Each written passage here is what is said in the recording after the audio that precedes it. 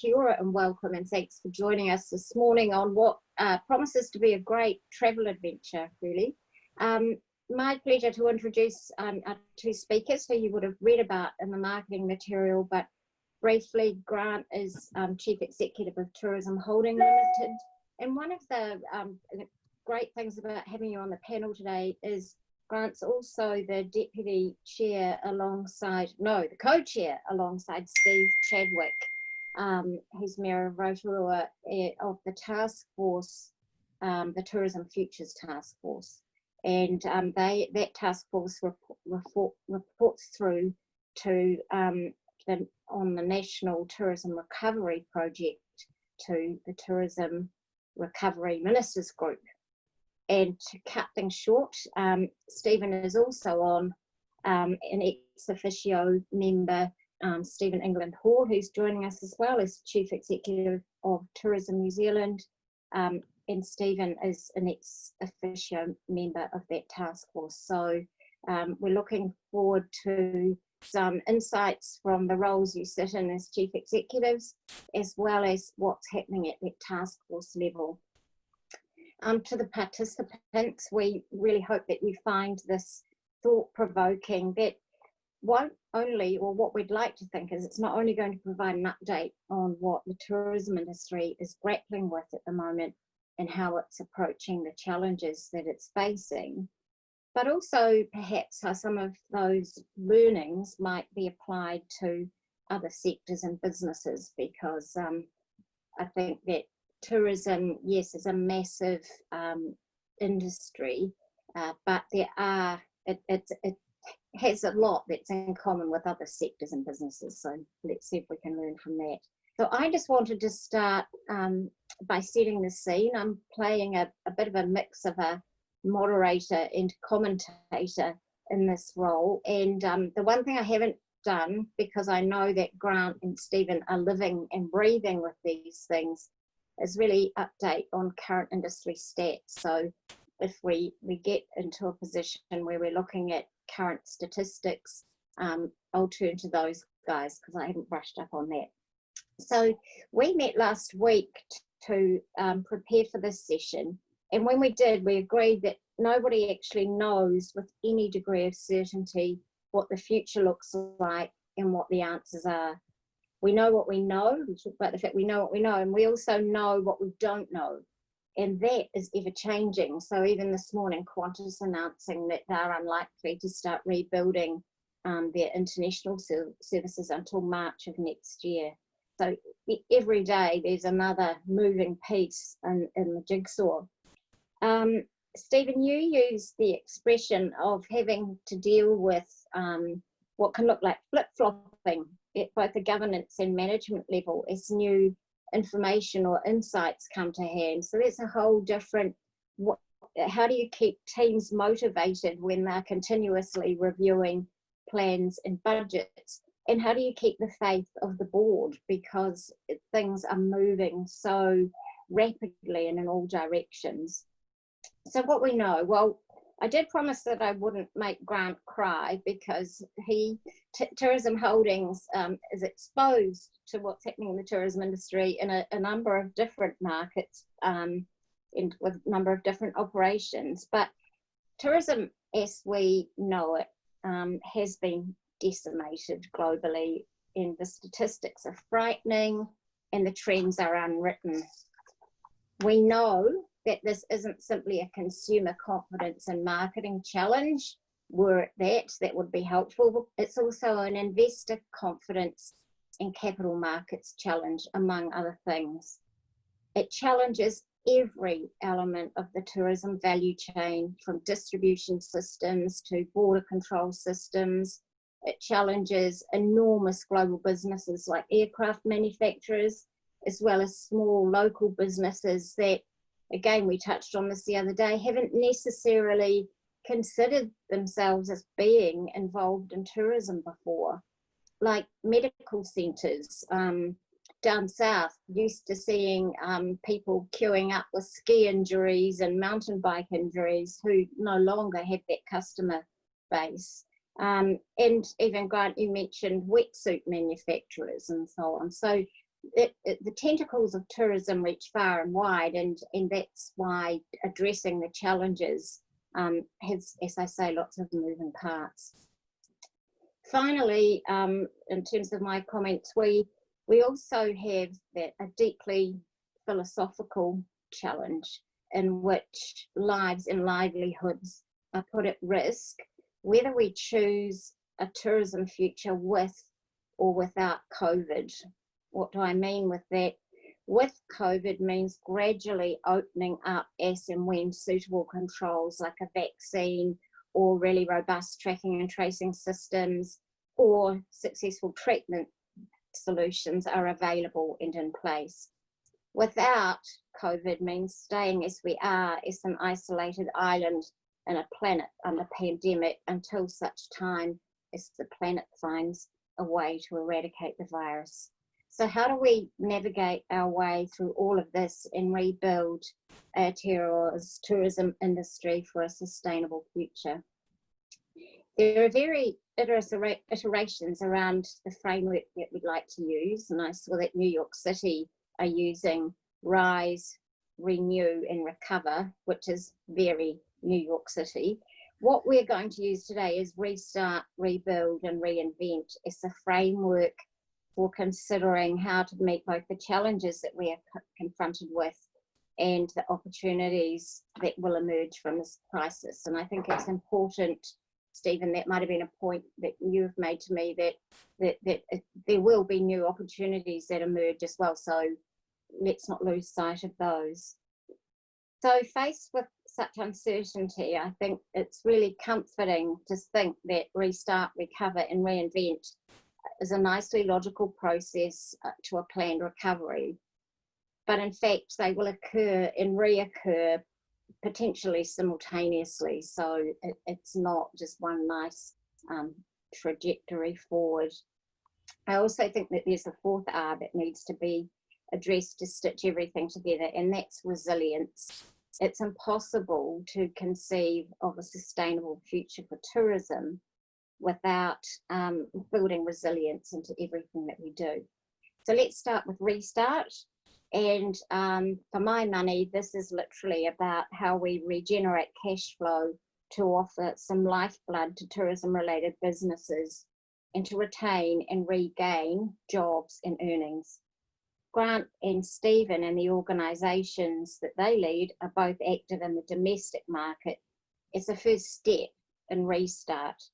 And Grant, can we hear from you first? I know Tourism Holdings led the way with a $29 camper van rental so that Kiwis and also your plant could get out and about. How did that go? What are other operators doing? Is kind of deep discounting the only trick we've got in the bag to drive domestic demand? Thank you, Glenn. It's a fantastic introduction and great to be part of this webinar. So, look, I think the first point that I'd say is absolutely, I'm not an advocate for discounting across the board. I think it's very, very much a situational to both the business and the time and what's going on at that particular point. For us, the Get Moving campaign for us was about three simple things. The first thing was about saving some jobs. So we were literally at the point where we were about to make another round of redundancies and wanted to see if we could get enough activity that would keep people in jobs.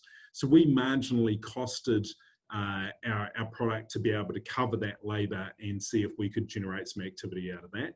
The second thing was about trying to get New Zealanders out into the regions where basically some older research, but camper van customers tend to visit about 4 times, about 4 times more regions than other customers. Okay. So trying to get out into regions was really important. And the third was the point that you said, getting our assets on the road and getting them moving. So we were overwhelmed. We had a massive response that broke our systems. It was a response that we were getting sort of, thousands of people interested a day normally, and we were into the hundreds of thousands. So that was fantastic. We couldn't meet all that demand, so we disappointed some people, but it did kick us off. Yeah. And it meant that that campaign period, which was a winter period through, well, 2 school holiday periods, and we were flat with our pricing through that period, meant that we got people moving, we got activity, we've been able to keep jobs, and it's generated interest into our competitors, which is fine, and into the summer season. So for us, in that situation, it worked, saved jobs. But I realized that for a lot of businesses, it's not, discounting's not what it's all about. And there's enough demand where they can hold pricing. So that was right for us. I'll come to you in a minute, Stephen, but just one more from Grant, maybe more with the task force hat on. And that is just observations about the ability of a population of 5 million to just what level of travel and spend can that market sustain to keep us going until international markets kick back in?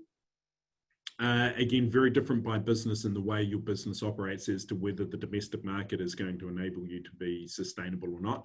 Regardless, I think every tourism business is going to have to change and adapt, with the biggest issue that we're already seeing to date is the peaks and troughs. So you've seen enough media activity, these school holidays, fantastic, brilliant.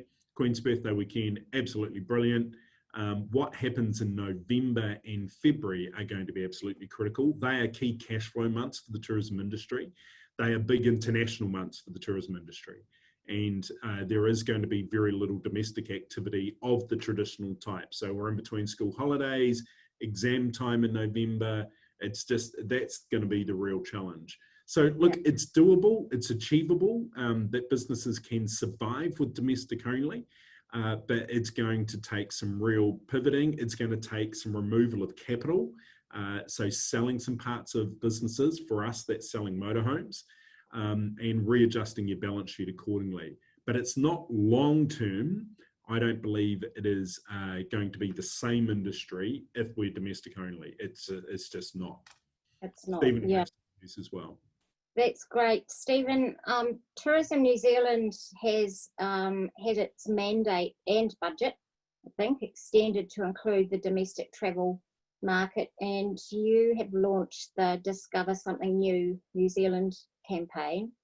How's it going? How hard is it to convince what is a $9 billion outbound travel market that New Zealand is both a worthy substitute for international travel and worth paying international prices for?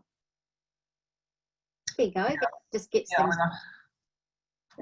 Sorry, Glenys. I'm thinking again, just reiterating Grant's comments before. Great introduction. Thank you for that. I just want to finish off something that Grant talked to about your first question there, or second question, Glenys. You can't substitute domestic visitation for international. Even if the dollars were equivalent dollar scale, you still can't substitute. And the primary reason for that is every time an international visitor pays for something in New Zealand, that's new money in our economy. So domestic tourism is good for tourism. It's very good for New Zealand redistribution of spending, if you like. People buy less TVs or cars and buy more holidays at home, but it doesn't actually grow the economy as such. It keeps it pretty static. So the bit that we're going to see quickly affect New Zealand over the next 2 years or so, or 18 months, if not the next few months, is the drop off in new income coming into the economy from international visitors. And so every single time an Australian or American or Chinese or Japanese visitor comes here and swipes their plastic, that adds new economic activity that didn't exist before, and so the economy grows. So that there is no like-for-like substitution for international spend, unless it's with other international spend. And of course, if you've got a $17 billion piece of your economy goes to zero, even if we get all of those $9 billion of Kiwis that spent overseas spent in New Zealand, it's still not sufficient to offset the impacts of that international dollar flow. Is it challenging to convince New Zealanders? I mean, maybe just chat a wee bit about the campaign and the thinking behind it in terms of encouraging New Zealanders to look at a new New Zealand. Yeah, so the campaign you mentioned, Do Something New New Zealand is the campaign platform, and Do Something New New Zealand is built on that simple insight that New Zealanders don't treat New Zealand like a destination. They we tend to travel abroad, and we think of tourism as the thing we do when we go somewhere else, or the thing that international people do when they come here. But New Zealanders don't relate to New Zealand like a destination. It's our back garden, it's our home. And even if Aucklanders go to Queenstown or Cantabrians go to Wellington, they don't actually think about themselves as tourists. They're like, I'm just visiting another part of New Zealand. And so with that mindset, if you like, as a challenge for us, which we are facing head on with the Do Something New New Zealand campaign, which is to get New Zealanders to recognise New Zealand as a place to go on holiday and experience it like a destination that they would when they travel abroad. And that changes your behaviour. You plan more activities, you'll eat out more frequently, you'll experience different food and beverage opportunities, you'll participate as a visitor in the visitor economy in quite a different way than you do when you just go somewhere for or holiday program. New Zealand is highly habitual. You know, we have our routine. We'll go to the Coromandel and we'll stay at the Batch for 2 weeks. Supermarket, and all those things are good. But what we want people to do is to go and do that and, experience one of the local product offers, participate in a tourism experience, or maybe only do 7 days at the Batch this year and maybe do another 7 days in a different part of the country, in a different region that you haven't explored before. And those little changes will have a significant impact on the tourism industry. How do we address the pricing differential though? Because we're asking New Zealanders to pay prices that have been set for an international market. And so there are some people saying, oh, it's so expensive. Must be a big challenge in that mix. I'm not sure. I mean, I'm yet to be convinced there's a pricing problem. I mean, Grant may have a different view, but look, I actually think if I compare the cost of going to Hawaii or America or China or Japan for a holiday and going to somewhere in New Zealand for a holiday on a like-for-like basis, use the room rates or the cost of having a 45-minute helicopter ride or going in some kind of product experience, there's not that much variation in it. There may be a variation in the quality in some of those things. So, for example, you can get a $500 a night hotel in Tokyo, which is 8 square meters, and may have a bathroom, but it's 5-star. Whereas you probably get a 3-star equivalent somewhere else in New Zealand. So there may be a quality value question there that comes into play sometimes for New Zealanders, but I don't know if it's a price one. My experience of pricing, and as from my previous life in the commercial sector, is that your price point has to match the market. So the market will pay what the market's prepared to pay. And if you're priced out of the market, you won't get any business. And if you're priced too low, you'll sell out, you'll over-index on sales and you won't be able to fulfill demand. And so that's a supply-demand economic challenge to deal with. So if New Zealanders think it's too expensive to holiday at home, they won't holiday. And that will drop prices, and then you'll see an influx of demand. So I think we'll be a little bit careful there. Like, I think we just have to be a little bit careful that it's not some one-size-fits-all, we're too expensive to go on holiday. Having said that, competition also drives pricing, right? And ironically for Kiwis, having international visitors in New Zealand actually increases competition for supply, because there are more consumers demanding more products. Those products then have to compete for consumers. That drives pricing, pricing as well as availability and choice. So Kiwis benefit also from having international visitors here because it creates greater supply and dynamics. And if you take a couple million visitors out of the economy, over time, what happens is you end up with supply side degradation. You'll end up with less choice in the marketplace. So New Zealanders will ultimately lose out by not having a decent international visitor base. Good point. I did have another question in this space, but I think we might, just in the interest of time, move on and we can come back to that if we need to. That was kind of about physical and virtual markets, but we can talk about that later. So now, just to rebuild, if restart is about cash flow, rebuild is about profitability.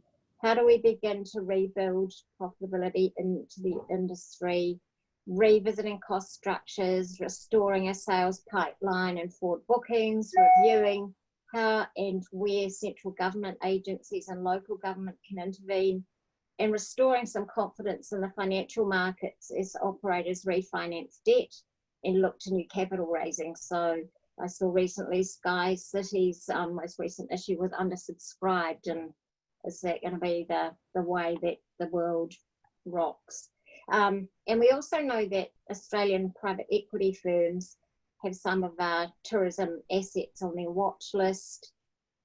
Do we mind where our investment capital comes from? So that's something to think about. I'd also like us to consider, and I'm going to come to some questions for you, Stephen, in a minute. I'd like us to consider what happens as and when bubbles are created and borders start opening up. The good news is that we begin to open up in international markets like Australia. It will create more demand for us, but it will also create renewed competition.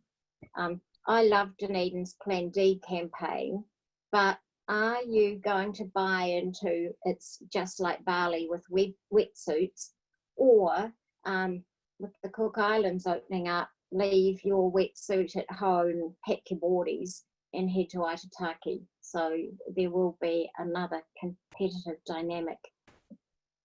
And also thinking beyond the short and medium term, longer term, as world economies ramp up their paths to recovery, I think we'll see international competition of an intensity that we have never seen before. And so in a pre-COVID context, New Zealand, despite the strength and desirability of our brand, has earned just 0.29% of the global tourism market. And although that might not sound like a lot to win back,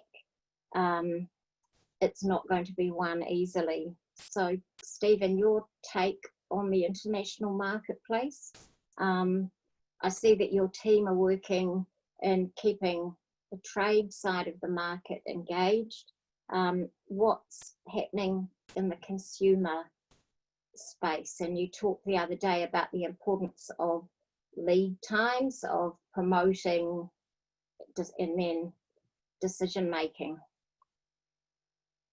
Thank you, Glenys, for that one.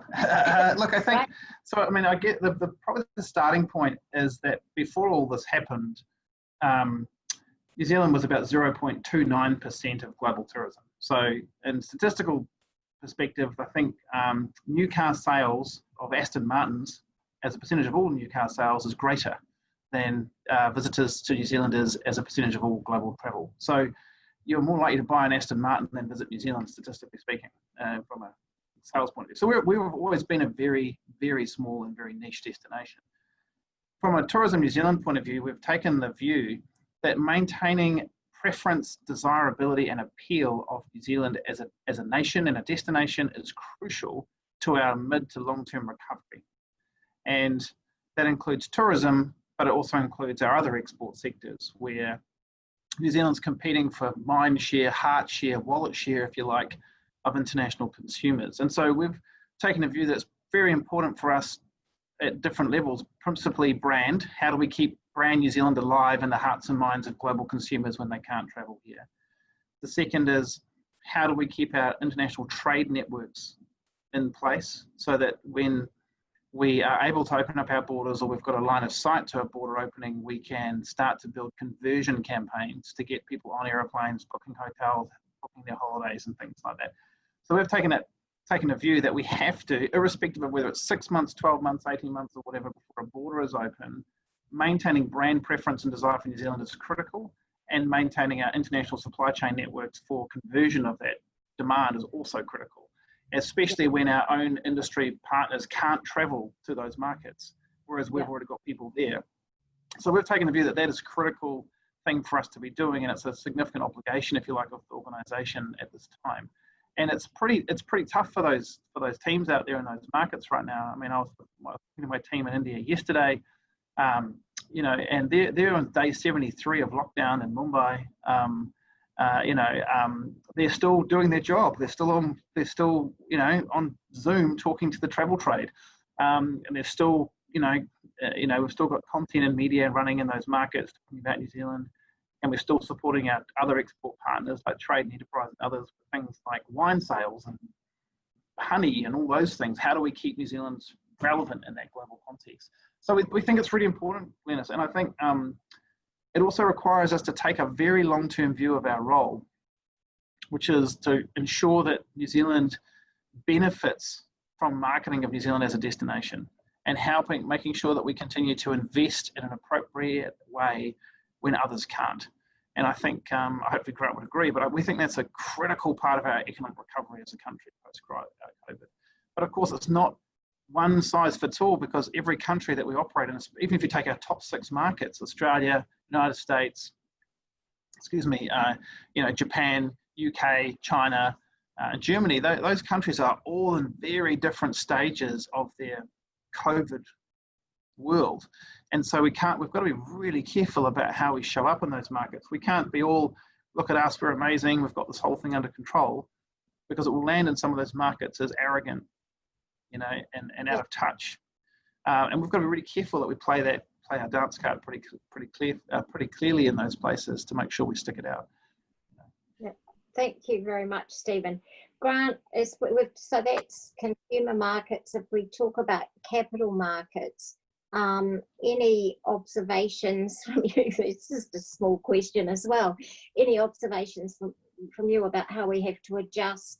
Is this something that the task force is looking at? You said the other day it might be the best time to invest in tourism assets, but it's the worst time to be invested. It really is pretty painful out there. And then the other thing, just on the matter of capital, is human capital and talent retention. If you look at a lot of our, what I've called high-flying and award-winning businesses, how do they recover from not just having to lay off so many of their staff, but so much of their talent? So just 2 small things there, capital markets and human capital, in 2 minutes. Yeah, so look, I think on a capital front, you said at the start that this is ever changing and we don't quite know, but on a capital markets front today, yes, as you indicated, Glenys, there is plenty of private equity money around on a global basis. People are watching and picking their time. So I think capital will flow back into the market, because there is an expectation that there will be some form of recovery in a medium period of time, medium being 12 to 18 months. That's not necessarily a full recovery. So I think the capital will be there. And there's clearly, I think, if you look at the number of capital raises in the publicly listed environment, there is actually money flowing in. So even with SkyCity, underwriters and so forth only enter these things if they're confident that they can cover off what they need to in the right places. So look at Auckland Airport, Air New Zealand may need to capital raise, who knows? But look at Webjet and all the other Aussies. So they're well oversubscribed mostly. So I think people will come in and they see that it's cheap entry points and that there's going to be a good recovery later on. So I think that's actually fine right now.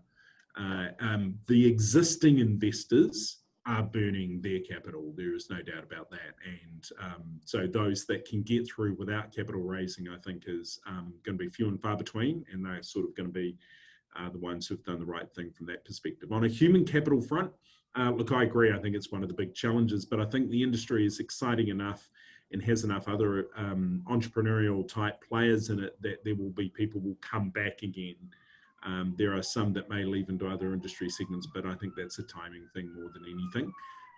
And there are opportunities for people to grow up into some of those vacancies as well. We're seeing that around the traps as well.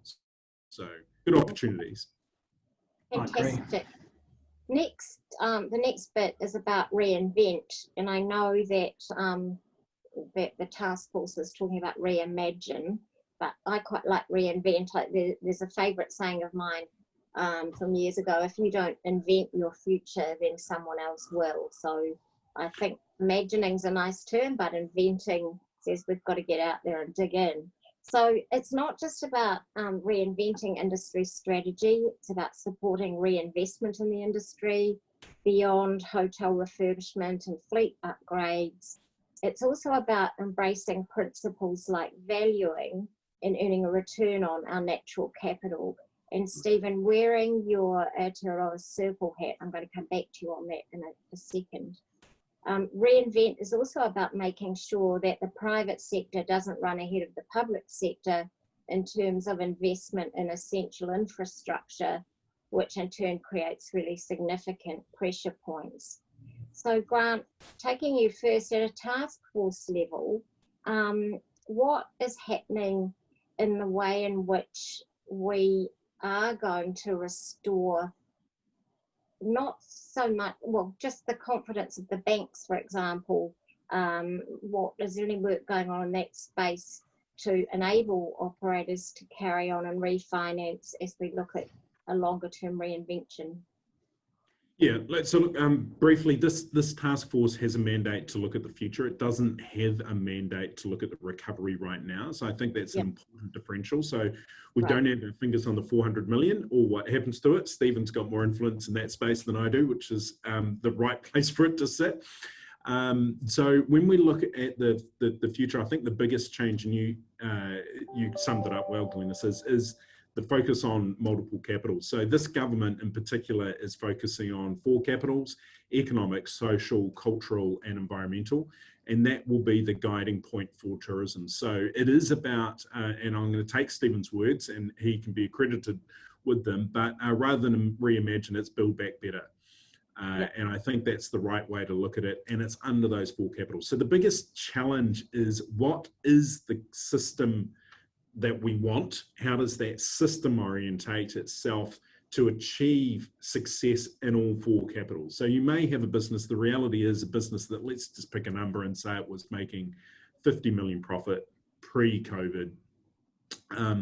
If you'd said to that business, look, would you make 45 million and invest 5 million in these other 3 capitals to bring them up? They probably would have gone, no, I'm on track for 55, thanks very much. Now that business is maybe losing 5, and the opportunity is to say, hey, can we help you get to 40, 45 whilst rising all 3 capitals? And there is a trade-off that we need to make in how we build things back better, that rectifies some of the system issues that have been there historically. And some of the changes will need to be legislative changes that will be proposed. Some will be funding changes, and some may be mandate changes for different government bodies and entities, and how that flows through to industry. So some bold actions is the target. That is great. I love the 4 capitals concept. So just, I mean, these, I'm not lumping these together because they all sit together, but how, for example, is the task force engaging with Maori tourism leaders, DOC, and other groups who are custodians or guardians of the unique assets upon which the industry relies on, and therefore the economy? And then, you know, in climate change, there's a lot of, beyond COVID, there are other massive issues that the industry has to consider if it can deliver on the 4 capital. Look, the short answer is that's a massive challenge, but we're taking a sort of a concentric circles approach of saying, look, the industry is so wide in terms of where it connects, that all those players that you're talking about and many more need to be engaged with. So let's start small and keep building those circles out further and further into broader engagement groups as we move along.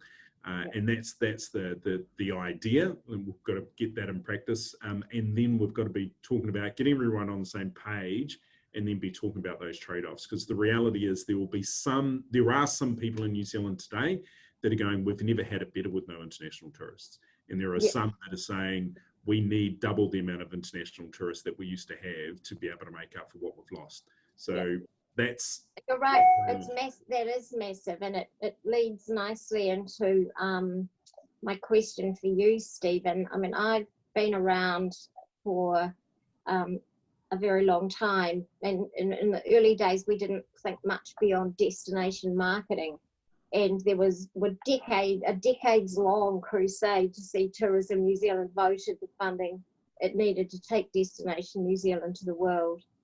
And today there's much more talk about the need for destination management as a counterbalance to what has possibly been quite a singular focus on marketing. And destination management is about a lot more than managing our environmental footprint. It's also about managing the industry's social license to operate by protecting and harnessing the goodwill of local communities.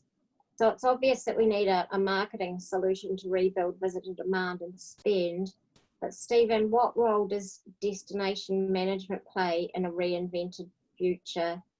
And any comments on how we, wearing your Aotearoa Circle hat, on how we embrace the idea of enhancing our natural capital? Yeah, I probably have quite a few different strings to that response. Yeah. For the record, though, our budget actually got reduced a couple of years ago. And with that aside, we're actually operating with a smaller budget than we were 7 years ago. And so there's, I guess that's one part. So the big bucket of cash that's been slushing around is not Tourism New Zealand's money. And in terms of our mandate shift, the picking up of domestic marketing has come out of our existing appropriation. So what that really means, we're robbing, because we've taken money out of international marketing and brand development work to fund our domestic stimulation campaigns. And although in the next 12 months that will be okay, because ultimately the borders are pretty tight, so we're not doing any conversion marketing, as I talked about before. We're simply staying at the brand layer. We're probably okay in the short term in that regard, but longer term that will become a problem for all of us from a tourism industry point of view. We're going to need to initiate another crusade, is what you're saying. Well, possibly. You know, we'll have to change it. We'll have to consider how we support that in the future. But I guess, unfortunately, for a Crown entity, we don't get to set our own budget, right? So that's one of the challenges. That's one of the constraints we learn to manage inside of, as we say. So look, that's the first one. I think in terms of the destination marketing piece, about 2 or 3 years ago, we really shifted our orientation to being, we adopted this mantra around enriching New Zealand. So how do we enrich New Zealand through growing the contribution of tourism? And the contribution is aligned with those 4 capitals Grant spoke of. So we talk about how do we add more than we take away? You know, how do we move beyond this concept of sustainability into a concept of enrichment? Because by definition, to sustain something means to keep it at the same. So consume at the same rate of production or to leave things as they are. And our view is that's not good enough. Our view is if you're going to invite international tourists to New Zealand, or indeed invite Kiwis to participate in other parts of New Zealand, that shouldn't be depletive. That should be enriching economically, socially, environmentally, and from a community point of view. So if we take a lens of enrichment to that. Keep going. I'm just going to close the door and close some noise out. I don't know if it's filtering through, but I'll be right back. Nope.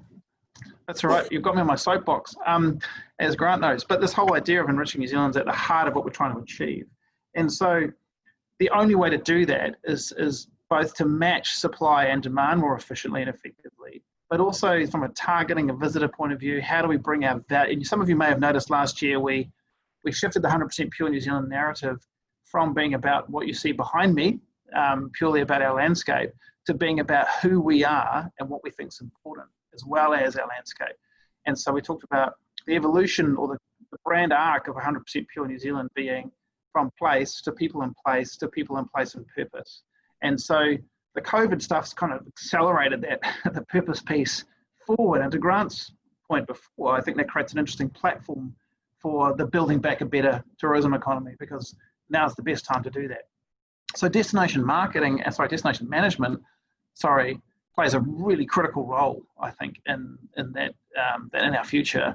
And I think MB and regional tourism organisations started to adopt in the last few years destination management planning as a key component of the sector. And what we want to make sure is that that's insight-driven, it's evidence-based, and to Grant's point, the points of view of impacted parties, whether they be the conservationists or whether they be local community, whether they be iwi, are actually reflected in the discussion, not just from a marketing point of view and a storytelling perspective, but actually in the destination itself. So how do we bring those two things together? Because to be honest, sustainability is kind of interesting, but if we can get to enrichment and making New Zealand a better place for Kiwis as a consequence of having a thriving tourism economy, that's a really good place for us to get to. But we're not going to get there by marketing alone, and we're not going to get there by destination managing our way out of it either. It's those two things have to work together.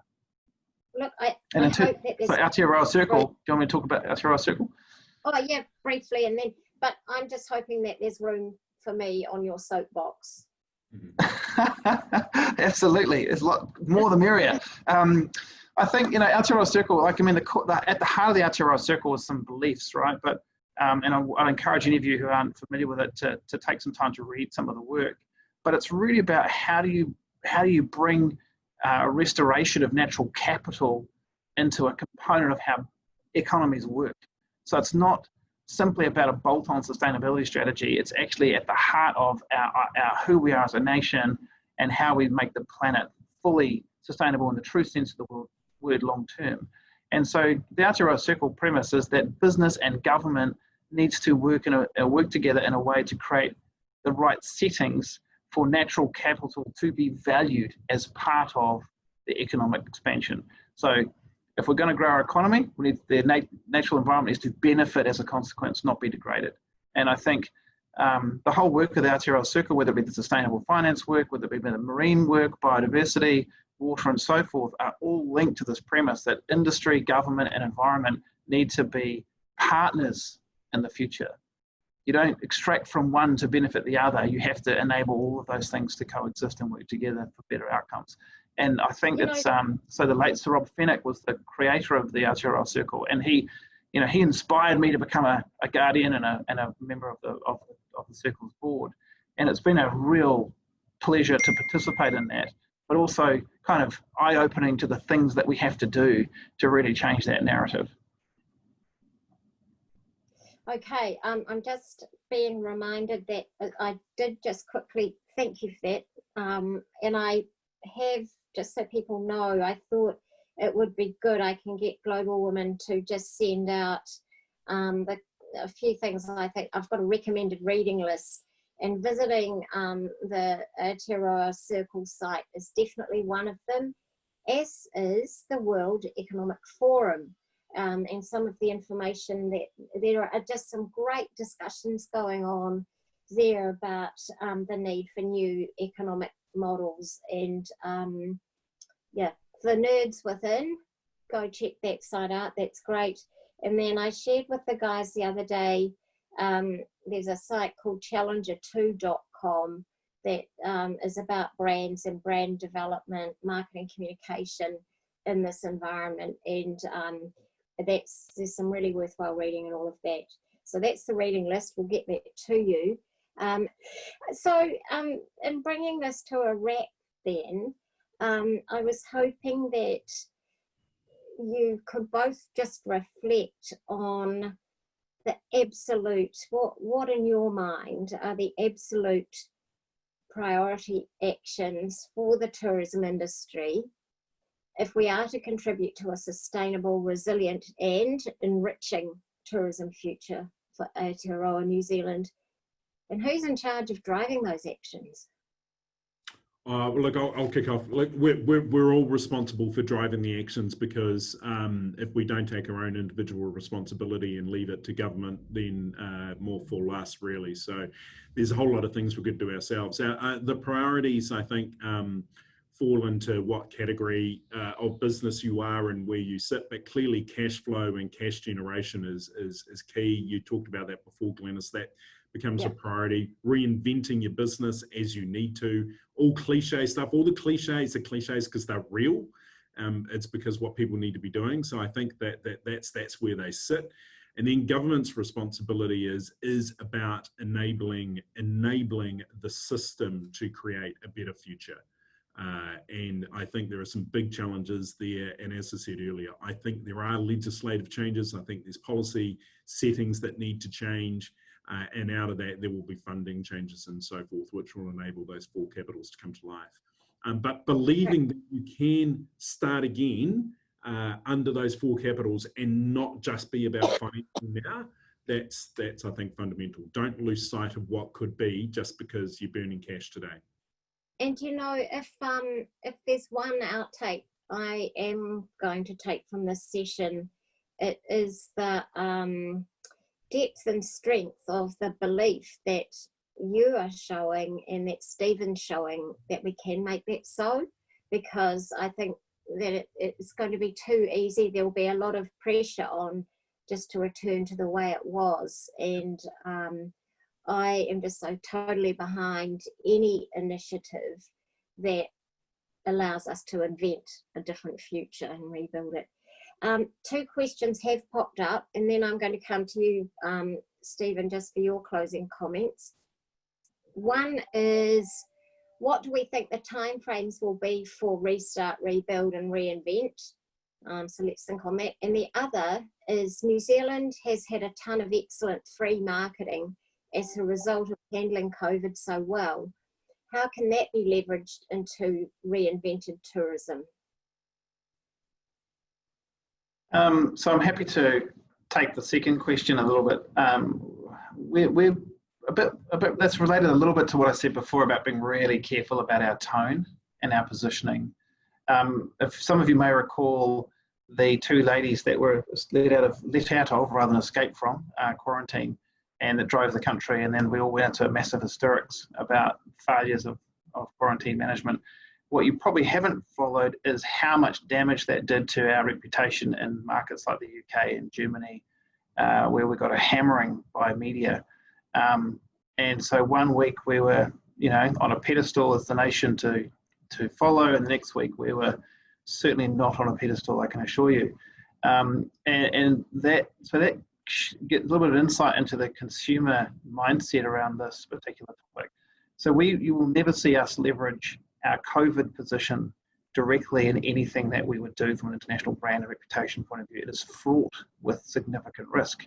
However, we have quite intentionally connected our response to border closure and quarantine management to our principal value of te aki, taking care of our people and our country. And therefore, it's a reflection of our values. And so we have, in our new campaign that comes live internationally later this month, it's really about it's called Messages from New Zealand, and it talks to our values, and it talks to our importance of people and culture and care of the environment. And so that reinforces, if you like, who we are as a people and what we think is important, rather than necessarily trying to overtly speak to the COVID-specific response. But it's an interesting one, it's a delicate one to watch. Yeah, no, great points. And just, no, I've lost it. Anyway, the other question. The timing. Is, I think, who knows? Yeah, who knows? Who knows? That's one that we don't know. Yeah, and I think. Well, I can say restart has started, Glenys. Yeah, well, that's a good start. No, good. We can work with that. Yeah, but it just, and I think that things could, that we could go back through the cycle again if something happened and we had to literally go back into shutdown.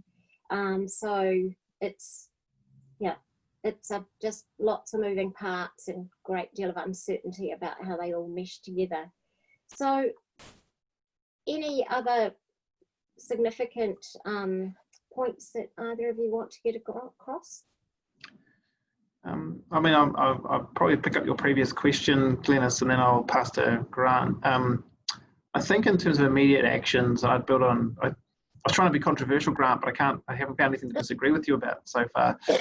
But I think, if I was in business right now, I would be trying to work out what I really do know and what I don't. And in building my strategy and my plans around the things that are now certain. And so from a tourism industry point of view, one thing that is certain is domestic tourism is going to be here to stay. It's always been here, but it's going to be here to stay for some time. We don't know when international tourism is going to reopen. When it does, it will look different. To Grant's point, it will be different. It'll be more targeted. It'll be driven by politics, borders, and connectivity. And that's stuff that none of us on this call are actually directly involved in. And so, and I don't mean when I say politics, don't mean our government. I mean the politics at both ends of the border, New Zealand and the other end, because there's 2 ends, of course, to a border. So we don't know these things for certain. So I think there's real benefit in recalibrating businesses in terms of the current known demand cycle, and then how you would rebuild as different opportunities would present themselves, both domestically and internationally. That's kind of how I think about it. I had the pleasure or displeasure of running a company during the global financial crisis, living in the UK, London at the time.